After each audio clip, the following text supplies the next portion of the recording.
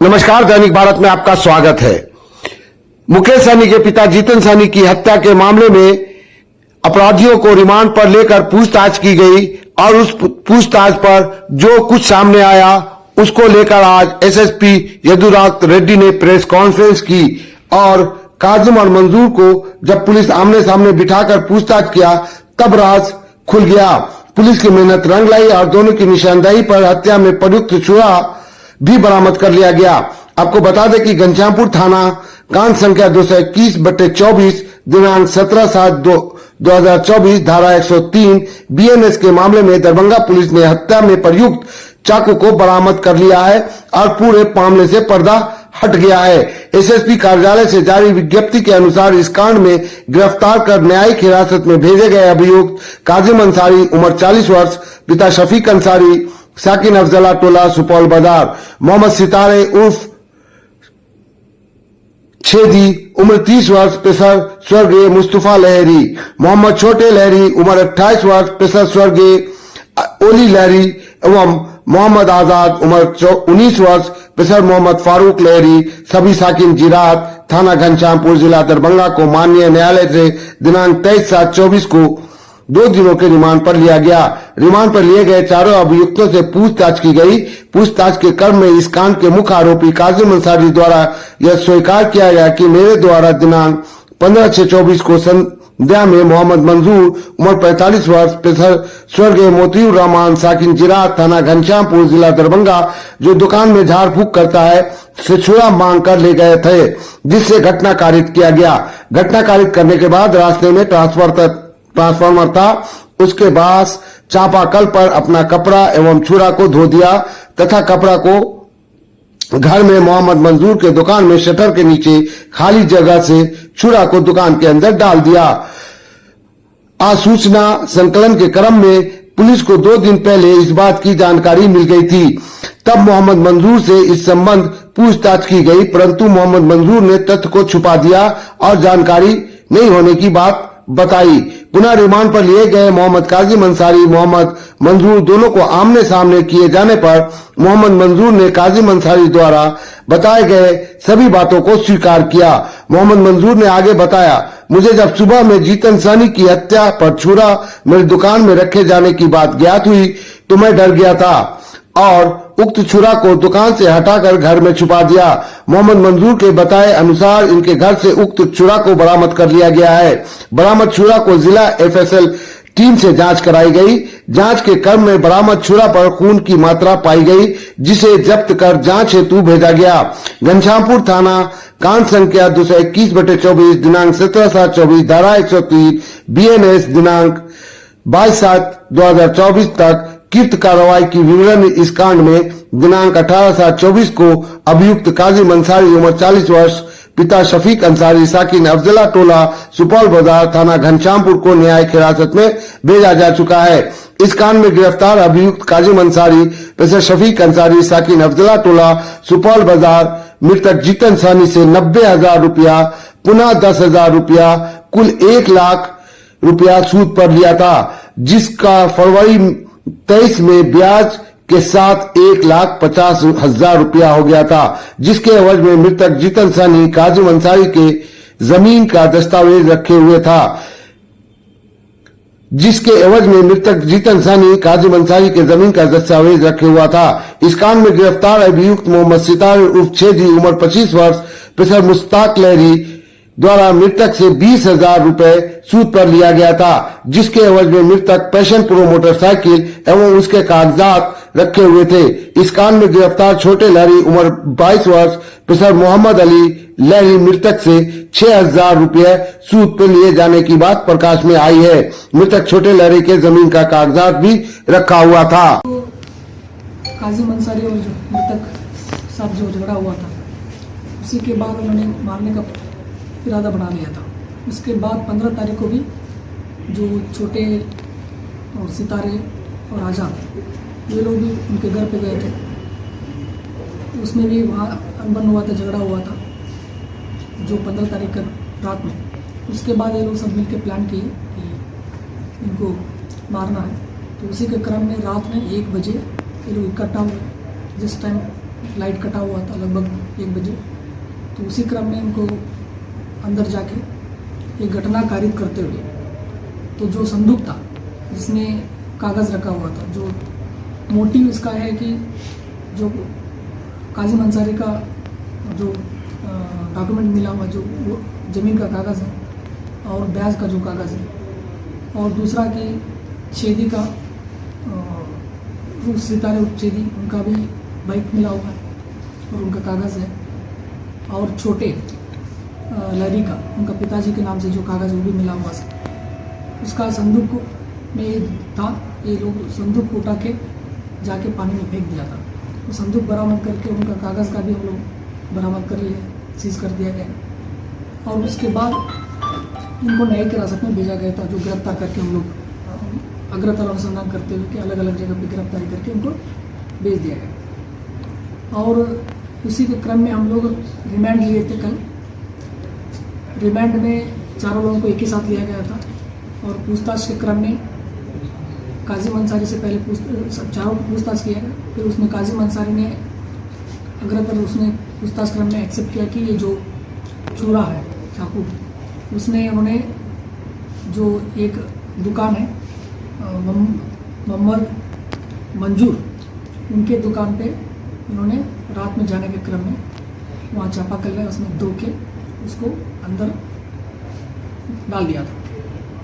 तो उसी के क्रम में 2 दिन पहले भी सूचना मिला था कि हमारी टीम जो कि रेड किए थे उनका पूछताछ किए थे, बट उन्होंने स्वीकार नहीं किया था उस टाइम। बट कल जब रिमांड लिया गया और आमने सामने पूछताछ किया गया मंजूर और काजिम अंसारी से, तब उन्होंने स्वीकारा कि हाँ चाकू जो चूरा है उसमें वहाँ था। बट उनको जब घटना के बारे में जानकारी हुआ कि काजिम मंजूर को, क्योंकि उनको पहले से एक दिन पहले से चूरा जो था वो 1 दिन पहले से उनसे ले लिया गया था शाम को, उनको जानकारी हुआ कि काजिम अंसारी के बारे में बताया गया था कि ये घटना इस चाकू से किया गया। उसी के क्रम में उसने क्या किया, वो हटा दिया उसको वहाँ से। तो इसीलिए 2 दिन जब पहले जब हमारी टीम किया था वो नहीं मिल पाए, और जब आमने सामने किया गया कल, तब इन्होंने स्वीकारा कि हाँ हमने हटा दिया था, उसको हटा के अपने घर पे इन्होंने रख दिया था जो मंजूर है। फिर हमारा जो टीम है जाके उसको विधिवत घर से जब्त किया गया। जब्त करके FSL टीम के द्वारा बुला के उसको जांच किया गया कि इसमें प्रथम दृष्टया ब्लड मात्रा पाया गया है और उसको हम लोग FSL के लिए भेजा जाता है।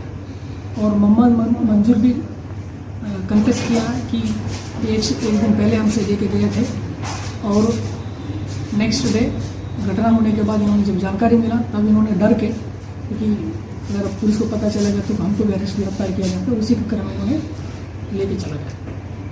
उसको वो जाके अपने घर पे रख दिया था, उसको जब्त किया गया। तो क्या मंजूर की भी गिरफ्तारी हुई है पूरे मामले में? जी, उनको भी गिरफ्तारी हुआ है। अच्छा सर, जो पोस्टमार्टम रिपोर्ट में आएंगे उसमें एक ही चाकू का प्रयोग किया गया था या अलग अलग, कितने कट थे आखिरकार उसके? इसमें टोटल 23 इंजरीज है, 23 इंजरीज है, अलग अलग किया गया है, जो अलग अलग जगह पे है, हाथ पे भी है, बॉडी पे भी है। एक ही वेपन से या अलग अलग? एक ही वेपन से। तो बड़ा छोटा इंजरी तो अलग अलग? नहीं, एक ही चाकू से इसी बार वार किया गया। घटना अभी जो तो लगभग 1 बजे की, और जिस टाइम जो घटना जो लाइट कट हुआ था उसी के टाइम पे। उस दौरान क्या हुआ जीतन साहनी और ये चारों आरोपी के बीच में? उस दौरान जब ये पीछे से दरवाजे लोग अंदर गए थे, अंदर जाके वहाँ जो चाबी ये लोग खोजने की कोशिश किया संदूक का, फिर वो जग गए। जगने के बाद जो विरोध हुआ, विरोध के क्रम में काजिम अंसारी के द्वारा वार किया गया और बाकी लोग भी थे उसके साथ में, और वार करके उनको घटना को कार्य किया गया। अच्छा, ये जो पहले उसने संदूक को तोड़ने की कोशिश की, चाबी खोजी, तो पहले ये खोजा या फिर पहले मारपीट किया? पहले चाबी को खोजने की कोशिश की लोग, तब तक वो जग गए थे, क्योंकि जगने के बाद फिर वहाँ विरोध हुआ।